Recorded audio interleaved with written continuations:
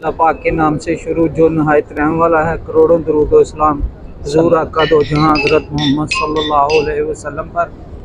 तो गाइस, आज की वीडियो बहुत ही अहम होने वाली है। हम लोग आए हैं हमारे एक बहुत ही प्यारे दोस्त हाफ़िज़ शहीन साहब के पास।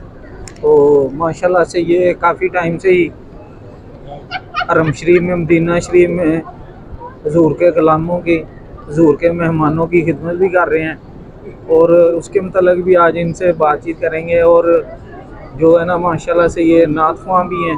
तो इंशाअल्लाह ताला बाफ़ज़ल खुदा आज जो है ना, नात शरीफ के जो कलामात हैं वो भी इनसे सुनेंगे। तो अभी चलते हैं हाफ़िज़ साहब के पास। अस्सलाम वालेकुम रहमतुल्लाह। वालेकुम सलाम व रहमतुल्लाहि व बरकातुहू। शहीन भाई कैसे हैं? सब खैर? अल्हम्दुलिल्लाह। इरफान भाई, अल्लाह और उसके हबीब का बड़ा करम है। अच्छा, आप माशाल्लाह से काफ़ी टाइम से मैं जानता हूँ आपको और आप भी इधर ही हैं। मदीना शरीफ में एक ज़िम्मेदारी अल्लाह पाक की तरफ से ही मैं तो कहूँगा ऐसे ही। तो जब मदीना शरीफ में जो आते हैं ज़ायरीन, उम्रा ज़ायरीन, जी, उनकी खिदमत करना, उनसे उनकी हेल्प करना, मदद करना कैसा लगता है? कैसा ये? मैं इसको बहुत अजीम सआदत समझता हूँ और ये अल्लाह और उसके हबीब का करम है कि आका करीम ने हमें इस काम के लिए रखा हुआ है और अपने आए हुए ज़ायरीन की, सरकार के और अल्लाह के पाक के जो मेहमान आते हैं उनकी खिदमत करते हैं। और रोज़ाना अल्हम्दुलिल्लाह सुम्मा अल्हम्दुलिल्लाह इशा के बाद भी खाना तकसीम होता है यहाँ पे, सेम इसी जगह पे। ये हम 305 पे बैठे हैं। तो अल्हम्दुलिल्लाह सैकड़ों के हिसाब से यहाँ सरकार के मेहमान खाना खाते हैं, लंगर शरीफ करते हैं यहाँ पे। और ये हमारी हाज़िरी रोज़ाना की बेस पर चल रही है अल्हम्दुलिल्लाह।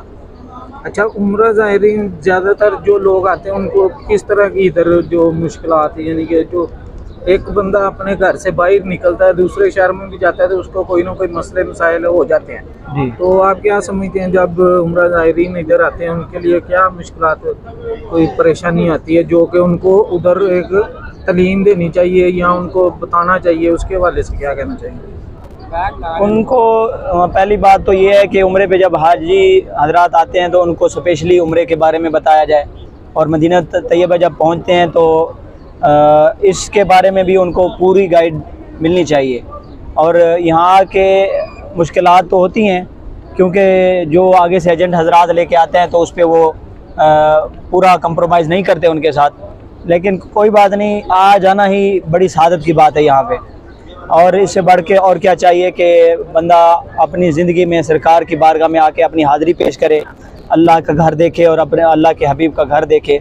बाकी जो मुश्किलात हैं वो ज़िंदगी का हिस्सा है और वो चलता रहता है। और ये आती ही है, मुश्किलात ज़रूर आती हैं जो यहाँ पे आता है। और इसके अलावा लोग परेशान होते हैं खाने के हिसाब से।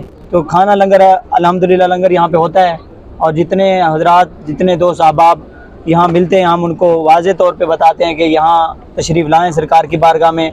और ये जगह उनको ख़ास तौर पे बता देते हैं, टाइम भी बता देते हैं। और जो हजरात हमारे पास आते हैं इंशाअल्लाह प्रॉपर तौर पे बेचारा वो लंगर शरीफ खाते हैं।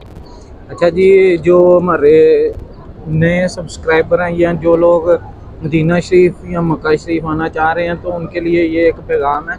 अगर आप लोग मदीना शरीफ में आके फ्री खाना खाना चाहते हैं, ये हुजूर की निस्बत से ये नहीं, यहाँ तो जब एक बंदा उधर से यहाँ तक आ जाता है उसको खाने के भी कोई इशू नहीं है, लेकिन एक सादत एक लंगर शरीफ समझ के तो वो लोग इशा की नमाज के बाद 307 नंबर गेट के पास आ जाया करें। इधर इंशाल्लाह ताला उनको एक लजीज जो है ना बेहतरीन खाने का एहतमाम होता है तो वो भी आपको खिलाया जाएगा इंशाल्लाह ताला।